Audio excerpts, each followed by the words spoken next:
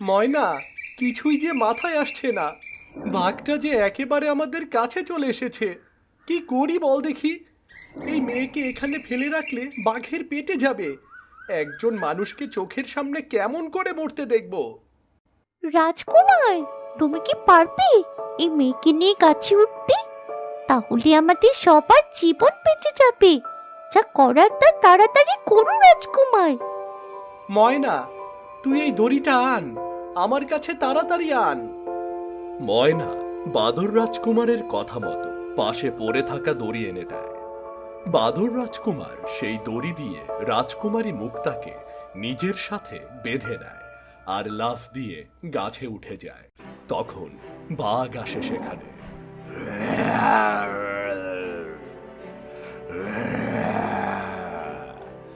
নিচে না, আমি অনেক ক্ষুধার্ত, ভুল করে এদিকে এসেছি।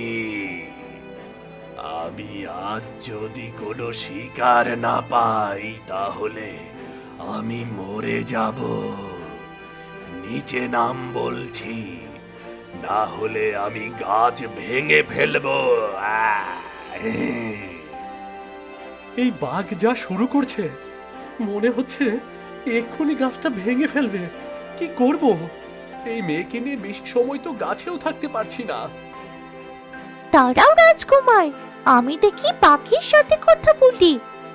ও বাঘ মামা, গাছটা এমন করে নাড়িও না, আমার বন্ধু যে নিচে পড়ে যাবে। তোমার অনেক ক্ষুধা পেয়েছে তাই তো? দাঁড়াও, আমি তোমার খাবারের ব্যবস্থা করছি।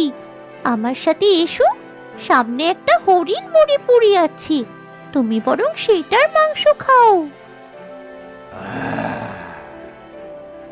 মিথ্যা বললে কিন্তু খবর আছে ময়না, আর পচা মাংস আমি কিন্তু খাবো না, এই বলে রাখলাম। পচা মাংস নয় বাঘ মামা, আমার বন্ধু তো একটু আগে হরিণটা শিকার করেছি। তুমি চলো আগে।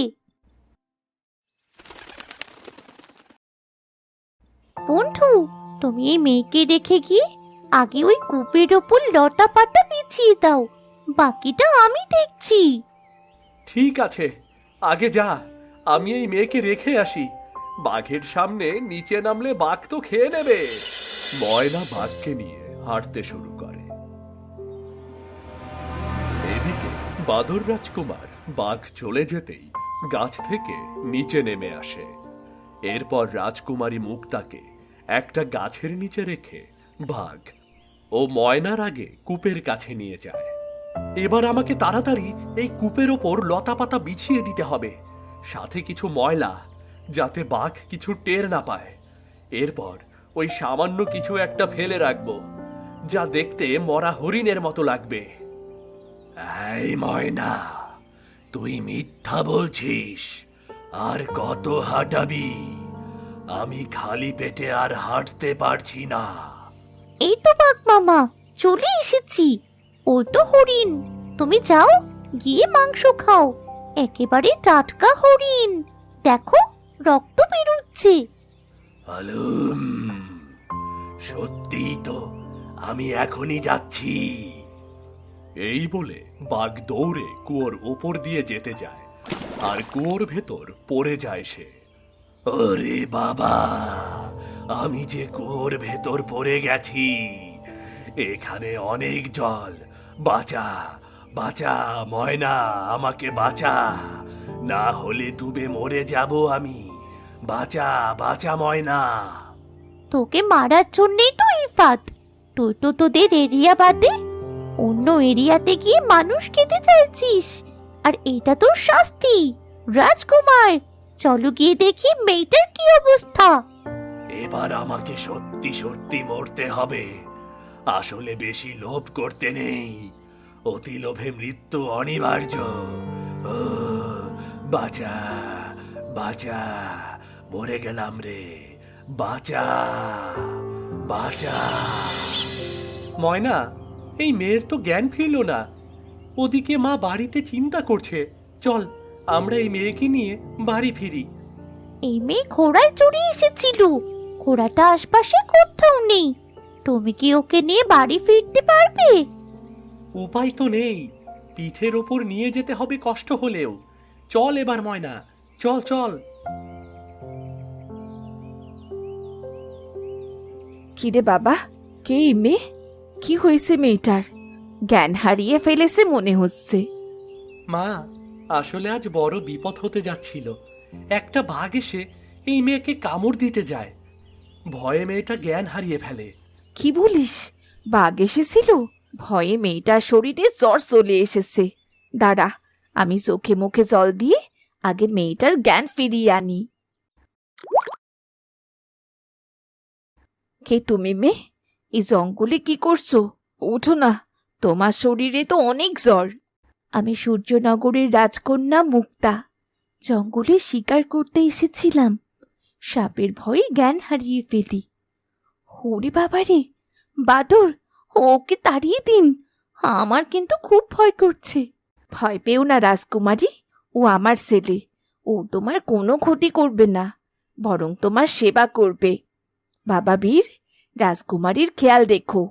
মাথায় জল দাও, আমি রান্নাটা শেষ করি, না হলে রাজকুমারীকে কি খেতে দেব? রাজকুমারী, মাথা ব্যথা কি কম হয়েছে? তুমি এখানে শুয়ে থাকো, আমি পাশ থেকে কিছু ফল নিয়ে আসি তোমার জন্য। কেমন অদ্ভুত ব্যাপার তো, বাদুর কথা বলছে। এ কেমন রাজ্যে এসে পড়েছি আমি। হো, মাথা ব্যথা করছি।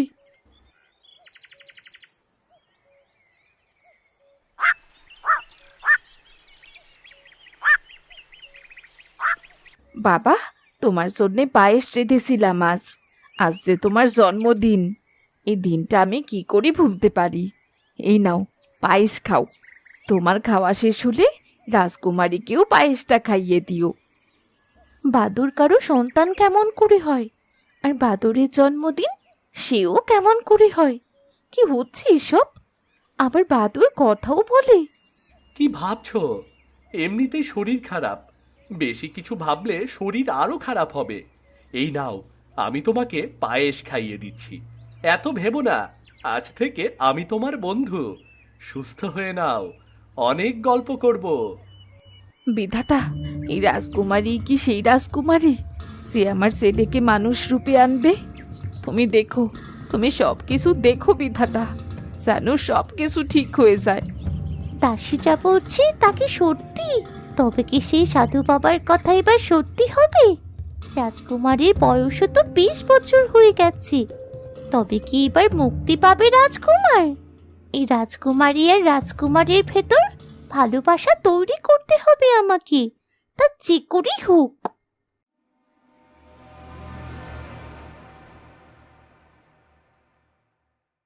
এ কি বাবা, তুমি এখানে মায়ের সাথে বসে গল্প করছো?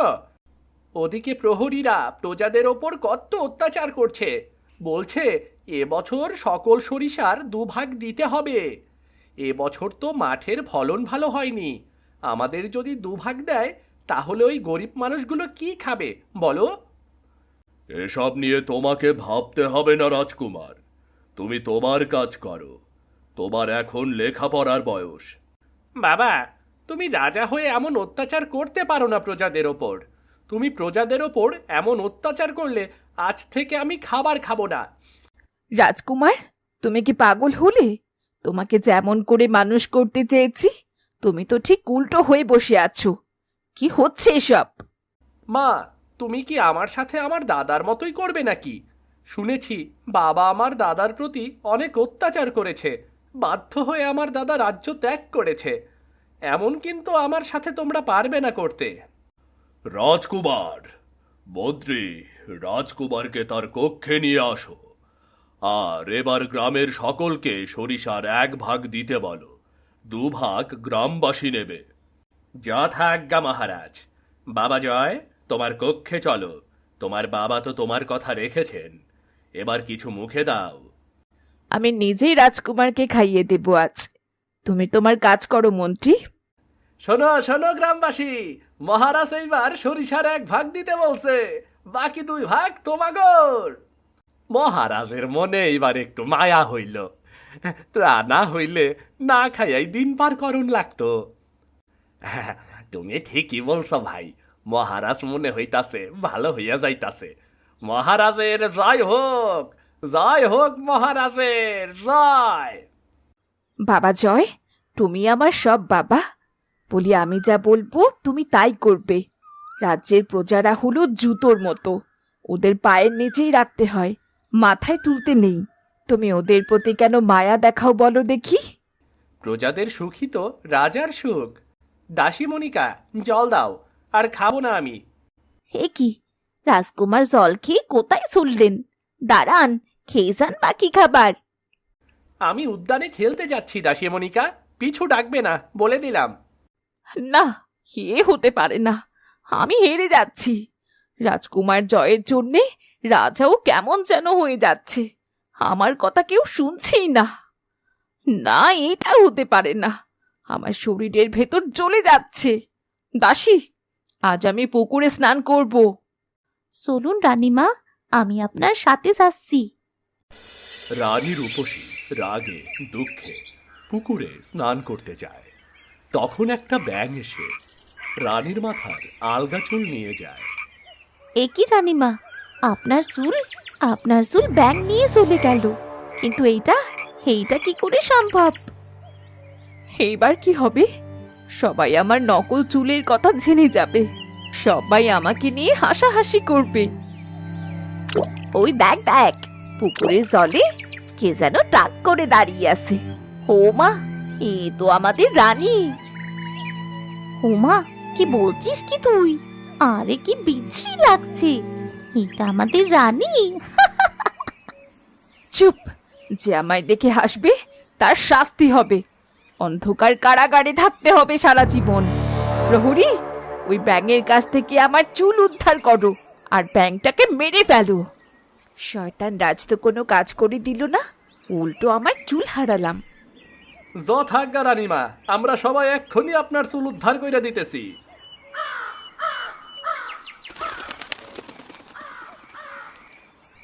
এই যে রানীমা, অনেক কষ্টে আপনার চুল উদ্ধার করতে পেরেছি, কিন্তু ব্যাংকটাকে ধরতে পারিনি। উদ্ধার করেছো আমাকে। তোমরা যাও প্রহরী। আর একটা কথা, রাজা যেন না জানে। দাসীরা, চারদিক ঘিরে রাখো, আমি আমার কাপড় পরিবর্তন করব।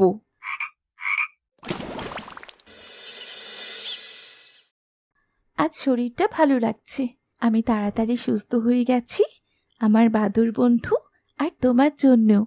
তুমি যখন আমার বন্ধুর মা, তবে আমারও মা। রাজকুমারী, কি বলছো তুমি? এটা তো আমার ভাগ্য। আমার আর কোনো দুঃখ নেই রাজকুমারী। আমার ছেলে মেয়ে দুটোই আছে। চোখের জল মুছে ফেলো। বলছি বাদুর বন্ধু, তুমি কি আজ আমাকে জঙ্গলটা ঘুরে দেখাবে? কেন দেখাবো না ময়না, চল আমরা তিনজন আজ ঘুরে আসি।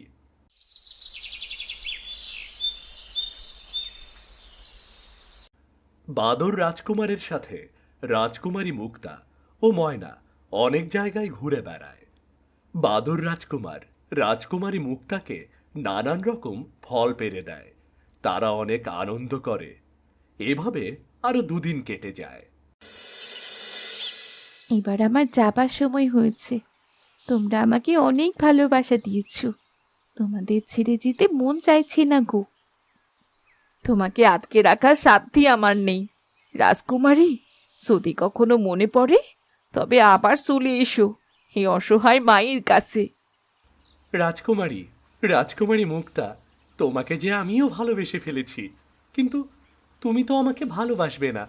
একটা বাদরকে কি কখনো মানুষ ভালোবাসতে পারে? কি হলো কি রাজকুমার, কি ভাবছো? বলি রাজকুমারী মুক্তা চলে যাচ্ছে, ওই ফুলটা খুব সুন্দর, তুমি এই ফুলটা রাজকুমারীকে দাও। ঠিক আছে ময়না, তুই দাঁড়া, আমি গিয়ে পেরে আনছি ফুলটা। রাজকুমারী খুব খুশি হবেন ফুলটা পেয়ে। তোমার মতো আমার আর একটাও বন্ধু নেই। তোমাকে ছেড়ে থাকার কথা ভাবলেই কেমন যেন লাগছে। তুমি কি আমার সাথে যাবে মা? বন্ধু আমার কাছে কি কদিন থাকুক না, কেউ ওকে কিচ্ছু বলবে না।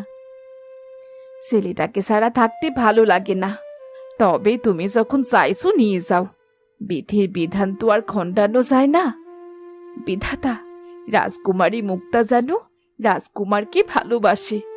আমি তো রাজকুমারীর পরিচয়ও দিতে পারবো না। রাজকুমারকে বাদর জেনেই তো ভালোবাসতে হবে। বন্ধু, তবে চলো, আর দেরি করা ঠিক হবে না। বাবা মা হয়তো অনেক চিন্তা করছে। ঠিক আছে রাজকন্যা। ময়না, তুই মায়ের কাছে থাক, কোনো বিপদ হলে আমাকে খবর দিস। রাজকুমারী মুক্তা ও বাদর রাজকুমার সূর্যনগর রাজ্যের উদ্দেশ্যে বেরিয়ে পড়ে। গল্প করতে করতে এক সময় তারা সূর্যনগর রাজ্যে চলে আসে।